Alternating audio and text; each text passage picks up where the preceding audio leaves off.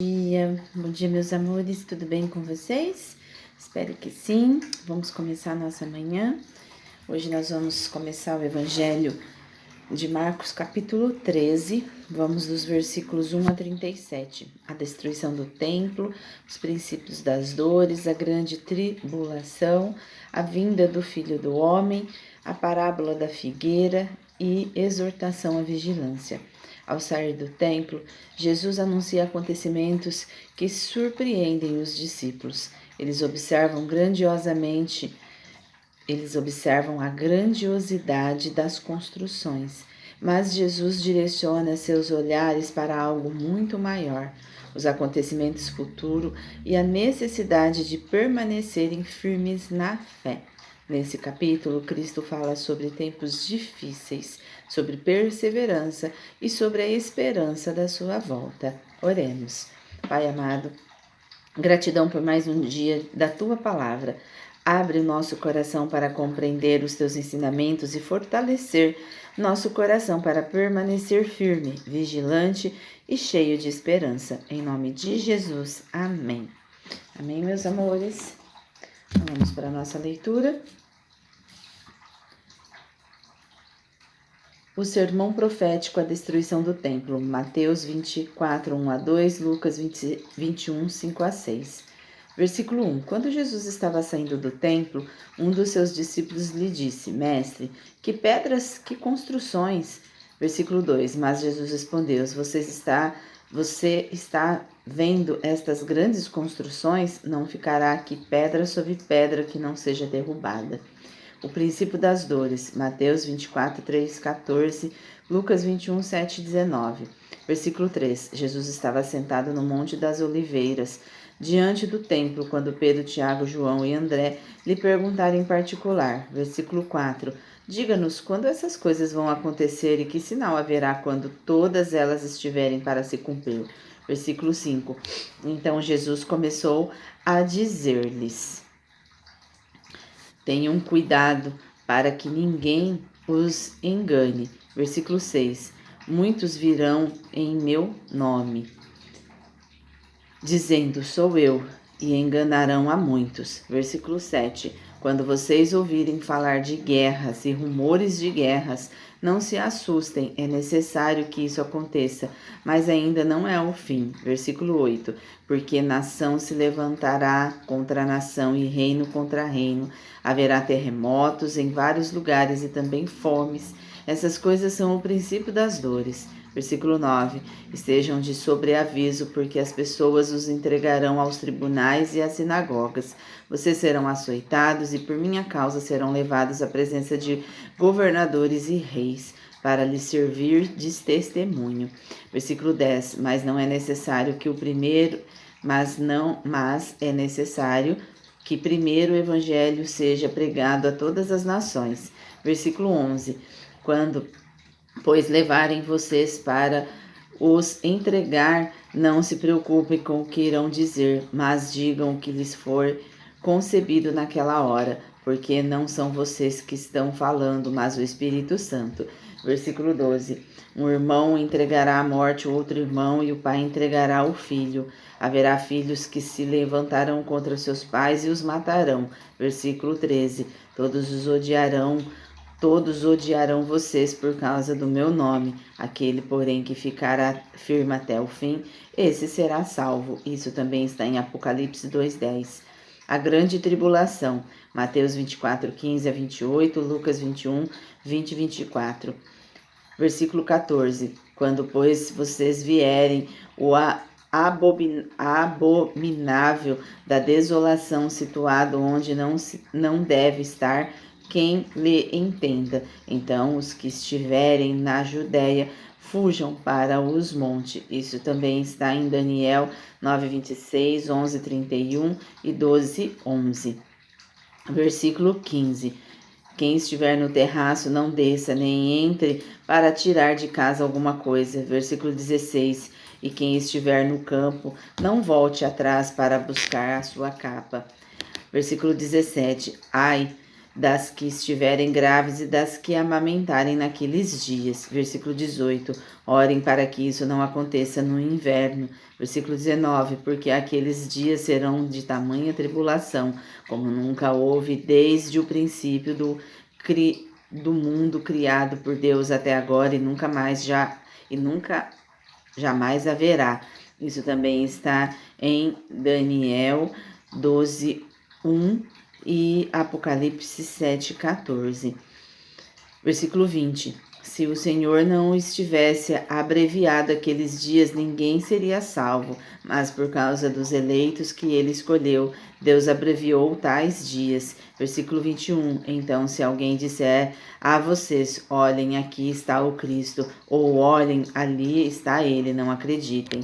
Versículo 22. Porque surgirão falsos cristos e falsos profetas, operando sinais de prodígios para enganar, se possível, os próprios eleitos. Versículo 23. Estejam de sobreviso. Tudo isso tem predito a vocês. A vinda do Filho do Homem, Mateus 24, 29, 31, Lucas 21, 25, 28. Versículo 24. Mas naqueles dias após a referida tribulação, o sol escurecerá, a lua não dará a sua claridade. Versículo 25. As estrelas cairão do firmamento e os poderes do céu serão abalados. Versículo 26. Então verão o Filho do Homem vindo das nuvens, com grandes poder e glória. Versículo 27.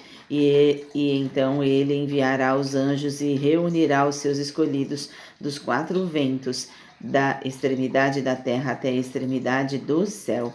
Isso também está em Isaías 13:10, Ezequiel 32:7, Joel 2:31, Apocalipse 6:12 a 13. E também em Daniel 7:13, Apocalipse 1:7. A parábola da figueira, Mateus 24, 32, 35 e Lucas 21, 29 a 33. Versículo 28. Aprendam,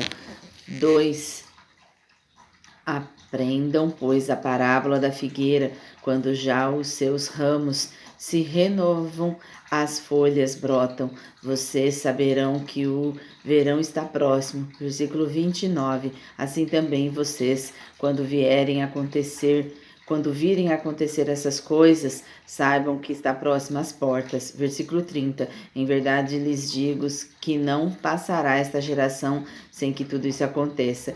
Versículo 37. Passará o céu e a terra, porém as minhas palavras não passarão. Exortação à vigilância. Mateus 24, 36 a 44 e Lucas 17, 26, 30, 34 e 36. Versículo 32.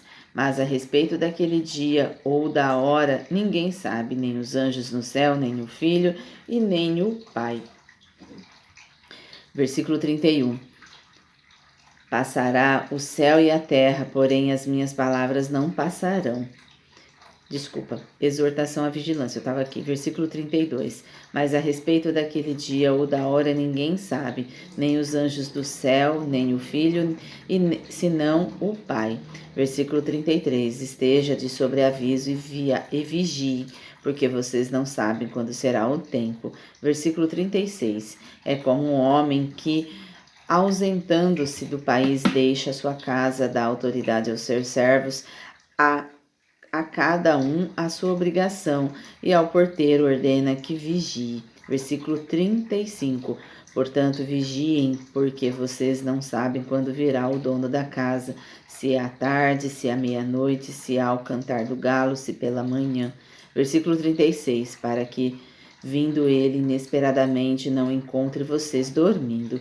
Versículo 37. O que, porém, digo a vocês, digo a todos, vigiem. Isso também está em Lucas 12, 35 a 40. E aí a gente termina o capítulo 13. Hoje, esse capítulo é curtinho, então a gente vai fazer ele, né, de uma única só leitura. Analogia. Ao contemplar o templo, os discípulos enxergam beleza, segurança e estabilidades. Mas Jesus nos ensina que as coisas desse mundo são passageiras. Nem tudo aquilo que parece sólido permanece para sempre. Ao longo do capítulo, Jesus fala sobre dificuldades, conflitos e momentos de aflição. Mas, acima de tudo, e deixa uma mensagem de esperança. Aquele que perseverar até o fim será salvo. A parábola da figueira lembra que existem sinais e estações. Assim como aprendemos a reconhecer a chegada da primavera, devemos aprender a cultivar uma fé constante, mesmo quando não compreendemos completamente os tempos. O capítulo termina com um convite simples e profundo: vigiem. Vigiar não significa viver com medo, significa viver com propósito, mantendo o coração desperto para Deus e para aquilo que realmente importa. Tudo bem que às vezes a gente precisa trabalhar, precisa fazer as coisas da matéria, né? Precisa conquistar aquilo que nós almejamos financeiramente, um lar para morar, um bom teto, mas precisamos entender a mesma forma, a mesma proporção com que eu estou buscando a matéria, eu busco o meu espírito, a mesma forma que eu cuido de mim, que eu cuido da minha matéria, eu também cuido do meu espírito.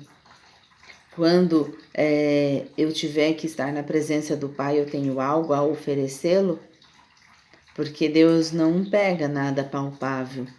Deus pega aquilo que está dentro de nós, do nosso coração, aquilo que nós sabemos e conhecemos sobre nós mesmos e sobre todas as coisas. Então, às vezes, a gente precisa olhar, será que eu estou tendo propósito nas buscas que eu estou tendo para com a minha vida? Eu preciso vigiar os meus pensamentos, os meus sentimentos e a minha forma de ser. Reflexão do dia. Tenho colocado minha segurança nas coisas passageiras ou na presença de Deus? Minha fé permanece vigilante mesmo nos períodos difíceis? Será que eu coloco a minha segurança naquilo que vai passar? Será que a minha segurança é ter uma casa? Será que a minha segurança é ter um carro, um celular do ano, muitas roupas no guarda-roupa? Ou será que a minha segurança está dentro da fé, da confiança e da esperança que eu tenho aqui dentro do meu coração, do desenvolvimento e da evolução que eu tenho para com a vida? Refletindo sobre isso. Desafio de Marcos. Hoje reserve alguns minutos para agradecer pelas bênçãos que Deus já realizou em sua caminhada. Depois entregue a Ele suas preocupações em relação ao futuro e peça sabedoria para viver cada dia com confiança e esperança. Quem caminha com Deus aprende a esperar o futuro sem perder a esperança no presente. Muitas vezes a gente precisa olhar para aquilo que a gente está buscando, mas com força, fé e esperança. A gente precisa saber agradecer as bênçãos que Deus nos dá durante a nossa caminhada e aprender a entregar a Ele as nossas preocupações em relação ao que pode acontecer, tendo sabedoria para viver dia a dia, sabendo que o que for nosso será nosso e o que não for não será, sabendo que cada um de nós plantamos e colhemos, pois a colheita ela é obrigatória e o plantio cada um faz de acordo com as suas escolhas. Quando a gente planta, a gente colhe, com certeza. O que nós estamos plantando? O que nós queremos colher lá no futuro? O que será que a gente quer levar embora conosco? Será que a gente vai conseguir levar nossa casa embora? Será que a gente vai conseguir levar o carro do ano, o celular do ano, um monte de roupa no guarda-roupa? Será que a gente vai levar isso? Ou será que a gente vai levar a sensação de ter ajudado alguém, a sensação de ter se desenvolvido, a sensação de ter entrado em comunhão com Deus e ouvido os seus ensinamentos e o seu seguimento durante todo o caminhar da nossa vida? Oremos. Senhor Deus, gratidão porque mesmo diante das incertezas da vida, Tu permaneces fiel. Ajuda-me a viver com os olhos voltados para Ti, perseverando com fé e esperança, que eu permaneça vigilante e confiante no Teu amor. Em nome de Jesus. Amém. Olhem para os seus caminhos, dia a dia. Cuide de tudo que está em você, principalmente do seu corpo, das suas emoções e dos seus sentimentos, pois o seu corpo é o templo do Senhor. O seu corpo também, ele é importante. Busque saúde, busque liberar emoções densas e assim seguir com a paz. Amém? Até amanhã. Um ótimo sábado.